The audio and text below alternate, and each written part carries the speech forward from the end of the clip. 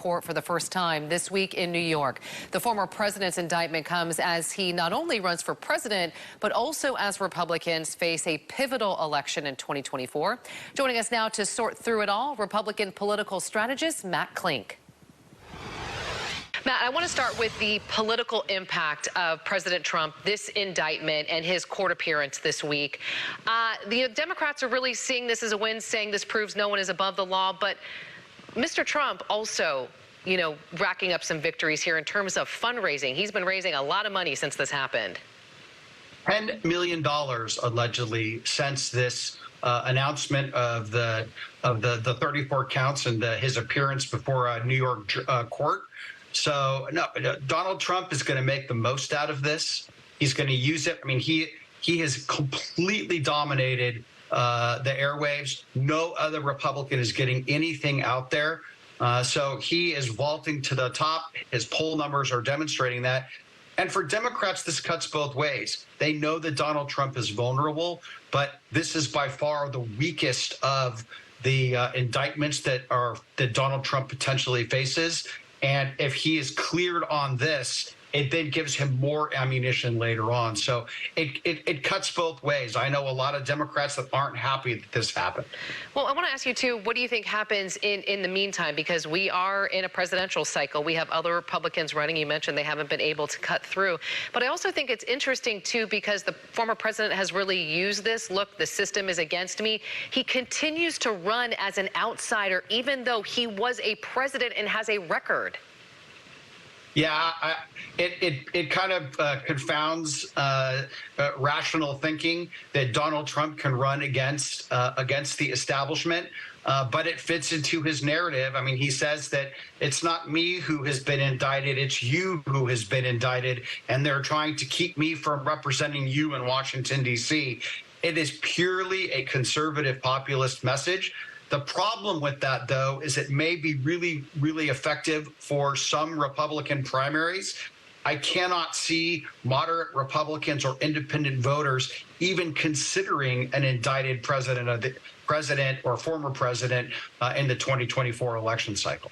All right, so let's talk about the primary. Ours, of course, is in March, and when people think about California, they think blue state, Joe Biden's going to run. That's who California is going to back. But in terms of the Republican side, we have more than 5 million, I believe, registered Republicans here in the state of California.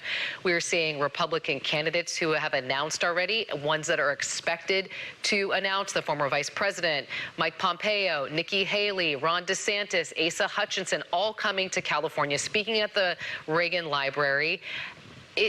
There's this idea out there that the road to the nomination on the Republican side could actually run through California. Well, yeah, exactly. And trust me, all of the candidates running for the Republican nomination and those that have not declared understand that California's March 2024 primary means that it's a massive delegate haul. Because remember, it's not the popular vote. It's the delegate count that ultimately gets the nomination. And you can swoop up a lot of delegates very, very quickly in the nation state of California. So California not only will be determinative for the Democrats, but any Republican candidate who wants to do well nationally must do well in California. How do you see, I know it's really, really early, and as that saying goes, we all like to say a day is in lifetime in politics, but with everything that you're seeing and who is expected to run, who do you think the nominee is going to be on the Republican side? Wow. If I had that, I would probably be well beyond political consulting as a profession at this point. Look, I think that right now it's Donald Trump is just sucking all the oxygen out of the room.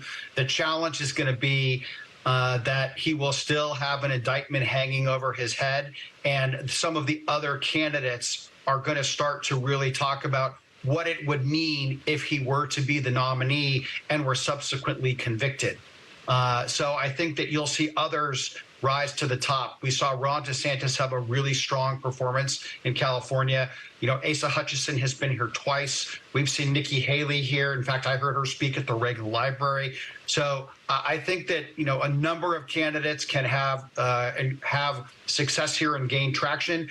And California is decidedly not Donald Trump territory. So it opens the road for a lot of other candidates. I would say it's probably a DeSantis right now. But he's not going to declare till after the Florida legislature ends its session. Well, the good news is it gives us a lot to talk about. So that's the plus side. All right, Matt Klink, we appreciate your time, as always, here on Inside California Politics.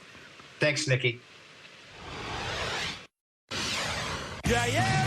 Bay Area Panthers indoor football is back. Hard-hitting, fast, and fun for the whole family. Tickets as low as $15 as we battle the Tucson Sugar Skulls. Presented by Mary West Credit Union. See you Sunday, April 16th at the SAP. First 1,000 fans get a Panthers rally towel, and all fans can buy the family 4-pack. 4 hot dogs, 4 sodas, 4 popcorns for only $30. Tickets are on sale now. Go online to get more info on your favorite indoor football team, the Bay Area Panthers, and follow on social at BayAreaPanthers.com.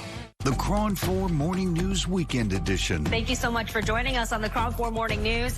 I'm Stephanie Lim. With live reports on breaking news, bringing more in-depth coverage of important issues. What kind of steps are you now taking in your district to prevent these crimes from happening again? And connecting you with events throughout the Bay Area.